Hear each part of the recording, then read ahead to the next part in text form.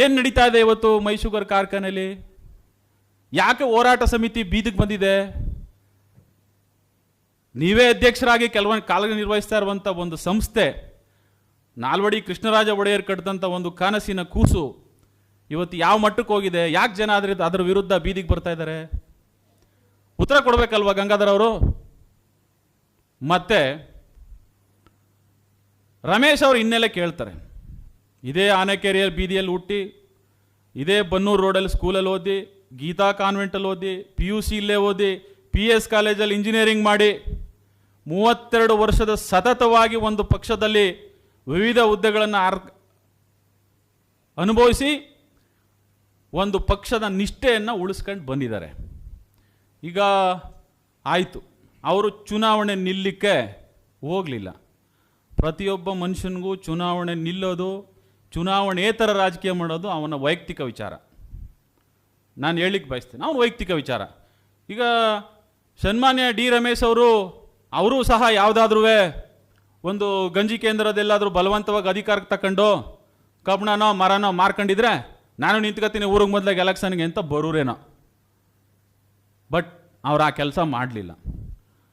ನಾನು ನೇರವಾಗಿ ದೇವೇಗೌಡರ ಕುಟುಂಬದ ವಿರುದ್ಧ ಗಂಗಾಧರ್ ಅವರು ಆಗಲಿ ಬೇರೆ ಕಾಂಗ್ರೆಸ್ನವರಾಗಲಿ ಏನು ಪದವನ್ನು ಬಳಕೆಯನ್ನು ಮಾಡ್ತಾ ಇದ್ದಾರೆ, ಆ ಶಬ್ದಗಳನ್ನು ನಿಲ್ಲಿಸಲಿಲ್ಲ ಅಂದರೆ ಮುಂದಿನ ದಿನಗಳಲ್ಲಿ ಜನತಾದಳ ಜಾತ್ಯತೀತ ಪಕ್ಷದಿಂದ ಒಂದು ಉಗ್ರವಾದ ಹೋರಾಟವನ್ನು ನಾವು ಈ ಜಿಲ್ಲೆಯಲ್ಲಿ ಮಾಡಬೇಕಾಗತ್ತೆ ಅಂತ ನಾನು ಈ ಮೂಲಕ ಎಚ್ಚರಿಕೆಯನ್ನು ಕೊಡಲಿಕ್ಕೆ ಬಯಸ್ತೇನೆ.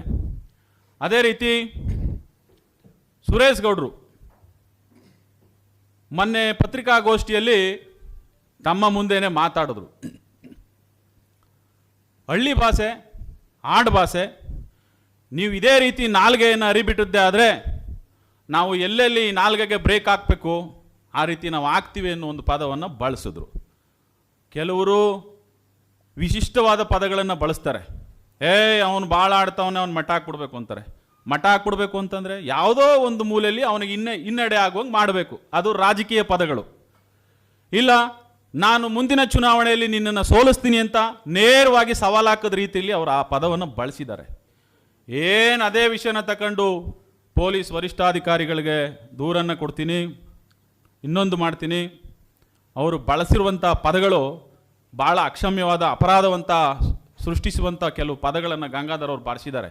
ಇದು ಅವರೇನೇ ಇರ್ಬೋದು, ಒಂದು ರಾಜಕೀಯ ಪಕ್ಷದ, ಅದರಲ್ಲೂ ರಾಷ್ಟ್ರೀಯ ಪಕ್ಷದ ಜಿಲ್ಲಾಧ್ಯಕ್ಷರಾಗಿ ಕೆಲವು ಪದಗಳನ್ನು ಬಳಸಬೇಕಾದ್ರೆ ನೋಡಿ ಮಾಡಿ ಬಳಸಬೇಕಾಗುತ್ತೆ. ಅದೇ ರೀತಿ ಚಲುವರಾಯಸ್ವಾಮಿಯವರು ಈ ಜಿಲ್ಲೆಗಾದರೂ ಒಕ್ಕಲಿಗರ ನಾಯಕರಾಗಲಿ, ಈ ರಾಜ್ಯಕ್ಕಾದರೂ ಒಕ್ಕಲಿಗರ ನಾಯಕರಾಗಲಿ, ಜನತಾದಳಕ್ಕೂ ಅದಕ್ಕೂ ಸಂಬಂಧವಿಲ್ಲ. ಅದು ಕಾಂಗ್ರೆಸ್ ಪಕ್ಷದ ಆಂತರಿಕ ವಿಚಾರ. ಶಿವಕುಮಾರ್ ಅವರು ಈ ರಾಜ್ಯದ ಮುಖ್ಯಮಂತ್ರಿಗಳಾಗಿ ಅಧಿಕಾರ ವಹಿಸ್ಕೊತಾ ಇದ್ದಾರೆ, ಬರೀ ಕಾಂಗ್ರೆಸ್ ಪಕ್ಷಕ್ಕಲ್ಲ. ಇದುವರೆಗೂ ದೇವೇಗೌಡರಾಗಲಿ, ಕುಮಾರಸ್ವಾಮಿ ಅವರಾಗಲಿ, ನಿಖಿಲ್ ಕುಮಾರಸ್ವಾಮಿ ಅವರಾಗಲಿ, ನಮ್ಮ ಜಿಲ್ಲೆಯ ಯಾವುದೇ ನಾಯಕರಾದರೂ ಸಹ ಒಂದು ಚಕಾರವನ್ನು ಆ ವಿಚಾರದಲ್ಲಿ ಎತ್ತಲಿಲ್ಲ, ಎಲ್ಲೂ ಟೀಕೆಯನ್ನು ಮಾಡಲಿಲ್ಲ. ಯಾವುದೇ ವಿಷಯಗಳನ್ನು ಒಂದು ಪಕ್ಷ ಬಳಸಲಿಲ್ಲ ಅಂದರೆ ಅವರನ್ನು ಕೆಣಕಿ ನೀವು ಪ್ರತಿಕ್ರಿಯೆ ಕೊಡುವಂಗೆ ಮಾಡ್ತಾ ಇದ್ದೀರಲ್ಲ, ಇದ್ರ ಉದ್ದೇಶ ಏನು? ದೇವೇಗೌಡರ ಕುಟುಂಬ ಹಾಗಾದರೆ DK ಶಿವಕುಮಾರ್ ಅವ್ರಿಗೆ ತಪ್ಪಿಸ್ಲಿಕ್ಕೆ ಬಯಸಿತ್ತಾ? ನಿಮ್ಮ ಹತ್ರ ಏನಾದರೂ ಸಾಕ್ಷಿ ಇದೆಯಾ? ಏನಾದರೂ ಬಲವಾದ ಹೋರಾಟ ಮಾಡಿದ್ರಾ ಬೀದಿಗೆ ನಿಂತು ಇವರು ಕೊಡಬೇಡಿ DK ಶಿವಕುಮಾರ್ ಅವ್ರಿಗೆ ಅಂತ? ಯಾವ ನಿಟ್ಟಿನಲ್ಲಿ ಇದನ್ನು ನೀವು ಈ ಪದವನ್ನು ಬಳಸಿದ್ರಿ ಚಲುವರಾಯಸ್ವಾಮಿ ಅವರೇ?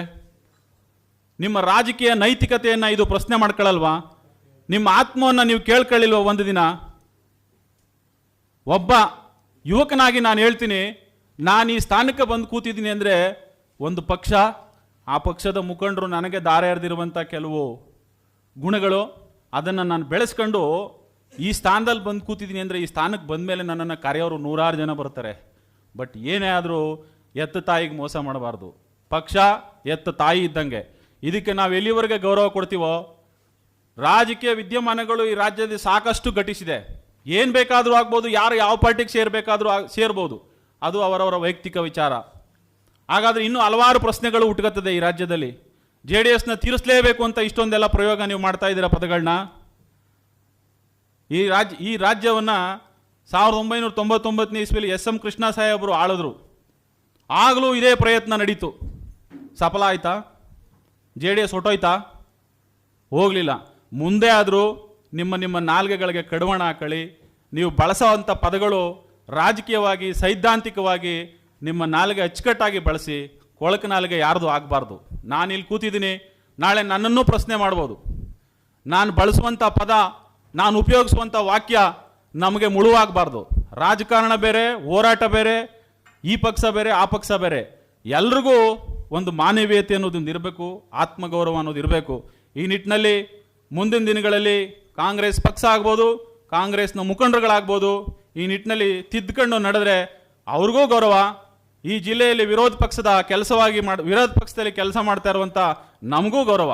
ಅಭಿವೃದ್ಧಿ ವಿಚಾರದಲ್ಲಿ ನೀವೇನಾದರೂ ಮಾಡಿ ಸುಮ್ಮಿ. 5 ವರ್ಷ ರಾಜ್ಯದ ಜನತೆ ನಿಮ್ಗೆ ಅಧಿಕಾರ ಕೊಟ್ಟಿದ್ದಾರೆ. ನಾವೇನು ಪ್ರಶ್ನೆ ಮಾಡ್ತಾ ಇಲ್ಲ. ಮಾಡಿ, ನಿಮಗೇನು ಅಭಿವೃದ್ಧಿ ಮಾಡಬೇಕು ಮಾಡಿ. ನೀವು ಈ ಜಿಲ್ಲೆಗೆ ಏನೇನು ಕೊಡಬೇಕೋ ಕೊಡಿ. ಯಾರು ರಾಜಕೀಯವಾಗಿ ಅಪ್ಲಿಕೇಶನ್ ಹಾಕಲಿಲ್ಲ, ಯಾರು ಚುನಾವಣೆಗೆ ನಿಲ್ಲಿಲ್ಲ, ಅವ್ರು ಯಾರು ಲೀಡ್ರೇ ಅಲ್ಲ. ಏ ಸುರೇಶ, ಏ ರಮೇಶ, ಏನು ಸೂಚಿಸ್ತದೆ ಈ ವರ್ಡು? ಈ ಪದ ಏನು ಸೂಚಿಸ್ತದೆ? ನಾವು ಕರಿಬೋದಲ್ಲ, ನಮ್ಮ ನಾಲ್ಗೇನು ಹೊಲ್ಸು ಮಾಡ್ಕೋಬೋದಲ್ಲ ನಾವು, ಏ ಓ ಅಂತ. ಅದಾಗೋದು ಬೇಡ. ರಾಜಕೀಯವಾಗಿ ಟೀಕೆ ಟಿಪ್ಪಣಿಗಳು ಇರಬೇಕು, ಗೌರವಯುತವಾಗಿ ಇರಬೇಕು. ಅದನ್ನು ಮುಂದುವರಿಸ್ಕೊಂಡು ಹೋಗಬೇಕು. ಸನ್ಮಾನ್ಯ ಚಲುವರಾಯಸ್ವಾಮಿ ಅವರು ಕೊಟ್ಟಿರುವಂಥ ವಾಕ್ಯವನ್ನು ಅವರು ವಾಪಸ್ ಪಡಿಬೇಕು. ದೇವೇಗೌಡರ ಕುಟುಂಬದಲ್ಲಿ ಅವರು ಕ್ಷಮೆಯನ್ನು ಯಾಚಿಸಬೇಕು ಅಂತ ನಾನು ಈ ಮೂಲಕ ಕೇಳಲಿಕ್ಕೆ ಬಯಸ್ತಾ ನನ್ನ ಮಾತನ್ನು ಮುಗಿಸ್ತೀನಿ. ಕರ್ನಾಟಕ ನ್ಯೂಸ್ ಡಿಜಿಟಲ್ ಚಾನಲ್ ಅನ್ನು ಈಗಲೇ ಸಬ್ಸ್ಕ್ರೈಬ್ ಮಾಡಿ. ಧನ್ಯವಾದಗಳು.